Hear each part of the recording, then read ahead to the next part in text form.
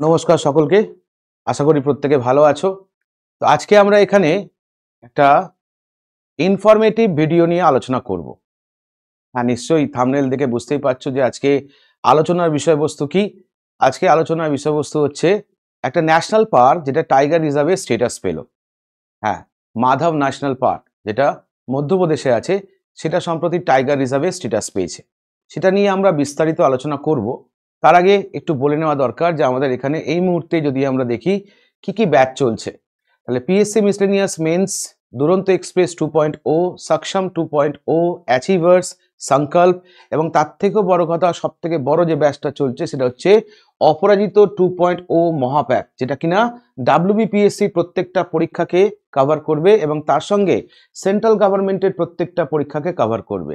তাই এতদিন পর্যন্ত আমরা যারা খুঁজছিলাম যে এরকম একটা কোর্স যেখানে আমি সব পরীক্ষা কভারেজ পাবো, তাদের জন্য হচ্ছে এই অপরাজিত 2.0 মহাপ্যাক। এটার আবার 3টে পার্ট আছে। কেউ যদি মনে করো 1 বছরের জন্য নেবে, তার সাবস্ক্রিপশন আলাদা। কেউ 1.5 বছরের নিলে তার সাবস্ক্রিপশন আলাদা। কেউ 2 বছরের নিলে এটার সাবস্ক্রিপশন আলাদা। 3 ধরনের সাবস্ক্রিপশন দেওয়া আছে। যার যেমন সুবিধে, যার যেমন প্রয়োজনীয়তা, সেই মতো এটা অ্যাভেল করতে পারো। চলো এবার তাহলে ফিরে আসি আমাদের নতুন যে টাইগার রিজার্ভটা হলো মধ্যপ্রদেশে, যার নাম মাধব, যেটাকে কিনা টাইগার রিজার্ভের তকমা দেওয়া হয়েছে। আগে ছিল একটা ন্যাশনাল পার্ক। তো এটা প্রসঙ্গে জানতে গেলে আমাকে প্রথমেই যেটা জেনে নিতে হবে, ভারতবর্ষের টাইগার রিজার্ভের একটু ইতিহাসটা আমাকে জেনে নিতে হবে। কি জানতে হবে না, ভারতবর্ষে প্রজেক্ট টাইগার, যেটা একটা সেন্ট্রাল গভর্নমেন্ট বলতে পারো বা সেন্ট্রাল স্পন্সর একটা স্কিম, যেটা মিনিস্ট্রি অফ এনভায়রনমেন্ট, ফরেস্ট এবং ক্লাইমেট চেঞ্জ মিলে লঞ্চ করে কত সালে, পরীক্ষার প্রশ্ন আসে তখন মনে রাখবো 1973-তে, এবং যার আন্ডারেই বলতে পারো ভারতবর্ষের যত টাইগার রিজার্ভ আছে সেগুলোকে দেখাশুনো করা হয়।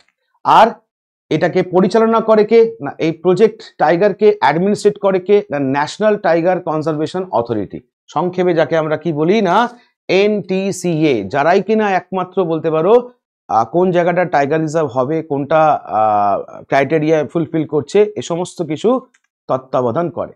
তাহলে আরেকটু জানা দরকার যে স্যার এটা কবে প্রতিষ্ঠা, যদি পরীক্ষায় আসে বা এটা সম্পর্কে আরেকটু ইনফরমেশন, তখন মনে রাখবে এই অর্গানাইজেশনটা কি, what is the national tiger conservation authority. তাহলে এনটিসিএ এটা কি না, এটা একটা ওয়াইল্ড লাইফ কনজারভেশন এজেন্সি, যেটা তৈরি করা হয়েছিল কি না, এন্ডেঞ্জার বেঙ্গল টাইগারকে রক্ষণাবেক্ষণ করার জন্য। তাহলে ভারতবর্ষে এন্ডেঞ্জার বেঙ্গল টাইগার যেটা আছে তাকে রক্ষণাবেক্ষণ করার জন্যই বলতে পারো এই সংস্থা প্রতিষ্ঠা হয়।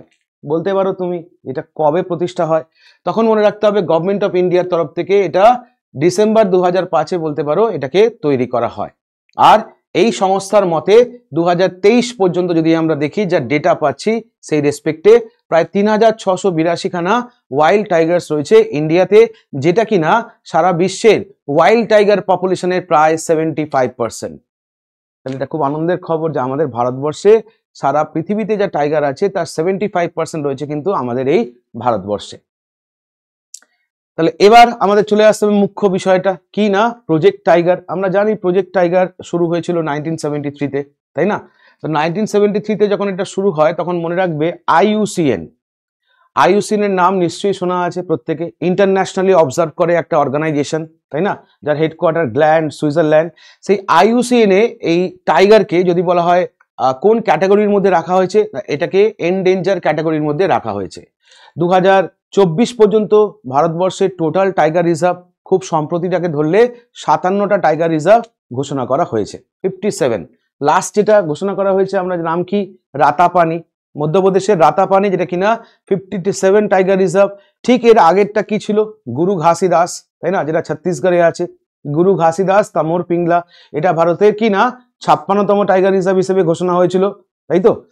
খুব তাড়াতাড়ি মানে ব্যাক টু ব্যাক বলতে পারো এই দুটো টাইগার রিজার্ভ ঘোষণা করা হয়েছে। আচ্ছা, মনে রাখার দরকার কোথায় না, প্রথম এই ইন্টারন্যাশনাল টাইগার সামিট যেটা হয়, পরীক্ষার প্রশ্ন আসে কোথায় হয় আর কত সালে হয়, তখন মনে রাখতে হবে প্রথম বাঘেদের সংরক্ষণের জন্য যে আন্তর্জাতিক সম্মেলনটা যেটা হয়, সালটা ছিল 2010, আর লোকেশন ছিল কোথায় না, সেন্ট পিটার্সবার্গ। ওকে, তো সেন্ট পিটার্সবার্গ সামিটেই বলতে পারলো প্রথম ইন্টারন্যাশনাল টাইগার ডেটা আমরা উদযাপন করি।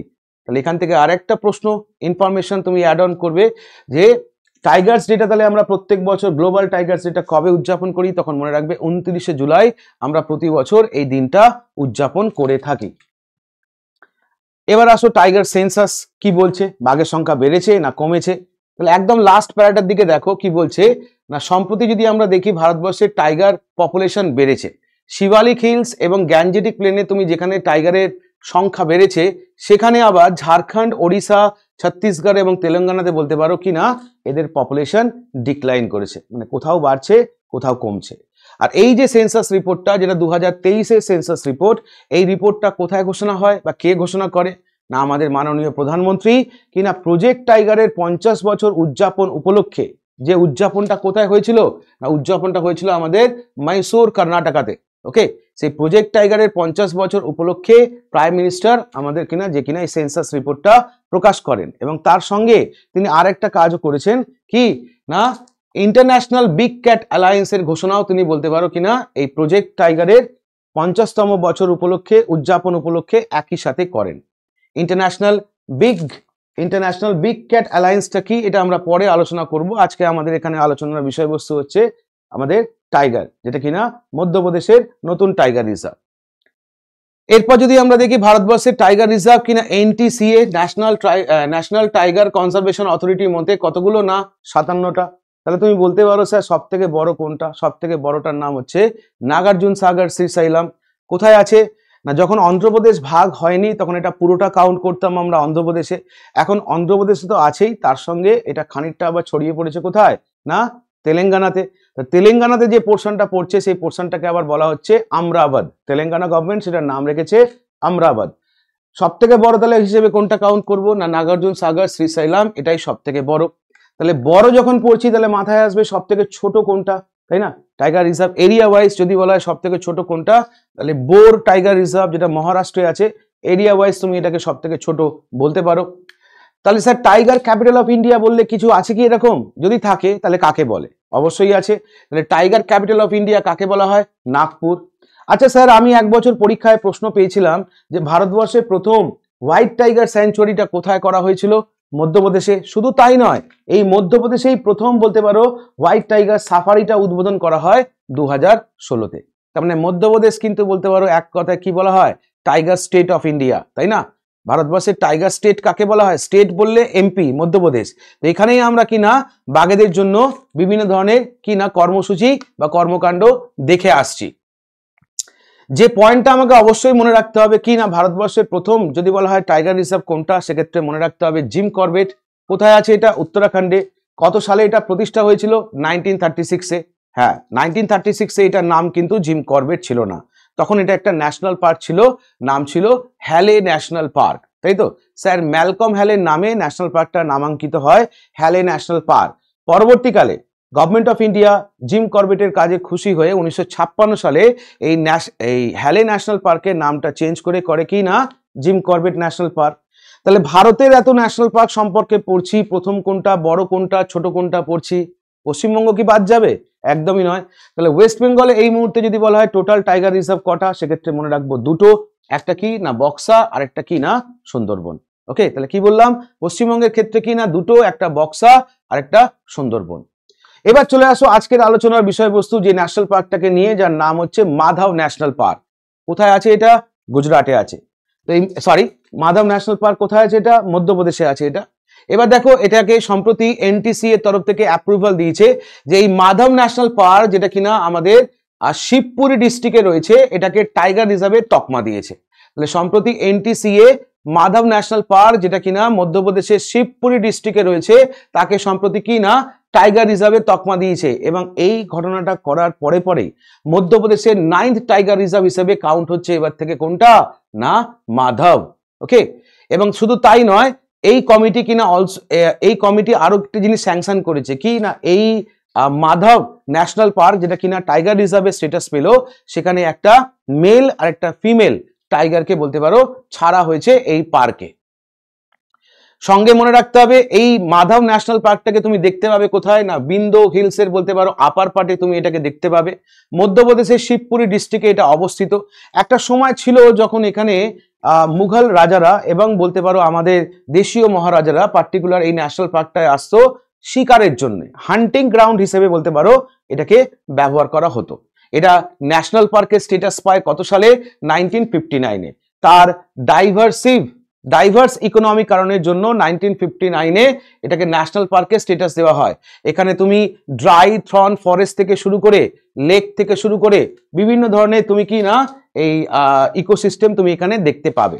এছাড়াও তুমি এখানে যে সমস্ত প্রাণী দেখতে পাবে তার মধ্যে টাইগার তো আছেই, তার সঙ্গে লিওপ্যাড, নীলগাই, চিংকারা, ডিয়ার্স, বিভিন্ন ধরনের বলতে পারো প্রাণী তুমি এখানে দেখতে পাবে। কোথায় না এই ন্যাশনাল পার্কটাকে। এছাড়া তাহলে মধ্যপ্রদেশের তোমাকে যদি বলে তাহলে টোটাল টাইগার রিজার্ভ কতগুলো হলো, তাহলে সেক্ষেত্রে 9টা। তাহলে 9 নম্বর নামটা তো পেয়ে গেলাম যে মাধব ন্যাশনাল পার্কটাকে সম্প্রতি টাইগার রিজার্ভে তকমা দেওয়া হয়েছে। তাহলে বাকি 8টা কি কি? Kanha tiger reserve, Bandhavgarh tiger reserve, Pench tiger reserve, Panna tiger reserve, Satpura tiger reserve, Sanjay Dubri tiger reserve, Nauradehi tiger reserve এবং রাতাপানি টাইগার রিজার্ভ। মনে রাখার জায়গা, এটাও খুব ভেরি ভেরি ইম্পর্টেন্ট, যেটা মনে রাখবে কি না এই রাতাপানি টাইগার রিজার্ভ যেটা, এটা কিন্তু এই মুহূর্তে ভারতবর্ষের কি না 57th টাইগার রিজার্ভ। মানে যখন তোমরা এই ভিডিওটা দেখছো, অর্থাৎ এটাকে আমরা কি বলতে পারি না অ্যাজ অন ডিসেম্বর 2024 পর্যন্ত, ওকে, ভারতবর্ষে টোটাল টাইগার রিজার্ভের সংখ্যা কত না 57, এবং লাস্ট কোনটাকে তকমা দেওয়া হয়েছে না রাতাপানিকে। তাহলে গুলিয়ে ফেলবে না মধ্যপ্রদেশের কি না আমাদের যেটা আমরা পড়ছি, মধ্যপ্রদেশের কি না এই মাধব ন্যাশনাল পার্ক যেটা কিনা টাইগার রিজার্ভের তকমা পেয়েছে, মাধবটা মনে রাখবে কি না এমপির মধ্যে 9th টাইগার রিজার্ভের তকমা পেয়েছে। ওকে, মধ্যপ্রদেশের 9ম টাইগার রিজার্ভের তকমা পেয়েছে। আর ভারতবর্ষের 57তম টাইগার রিজার্ভ কোনটা যদি বলা হয়, তখন সেক্ষেত্রে মনে রাখবে রাতাপানি টাইগার রিজার্ভ। ওকে, তাহলে ভিডিওটা পুরোটাই ছিল আমাদের আজকে একটা একাডেমিক ভিডিও, পুরোটাই হচ্ছে আমার ইনফরমেটিভ ভিডিও। প্রচুর প্রশ্ন তুমি এখান থেকে জেনারেট করতে পারো, যেগুলো তোমার আপকামিং পরীক্ষায় কাজে লাগবে। কেমন লাগলো ভিডিওটা অবশ্যই কমেন্ট করে জানিও। তাহলে আজকে এই পর্যন্তই, আর একটা ভিডিও নিয়ে আমরা খুব তাড়াতাড়ি আসছি। ততক্ষণ সবাই ভালো থেকো, সাবধানে থেকো। Thank you.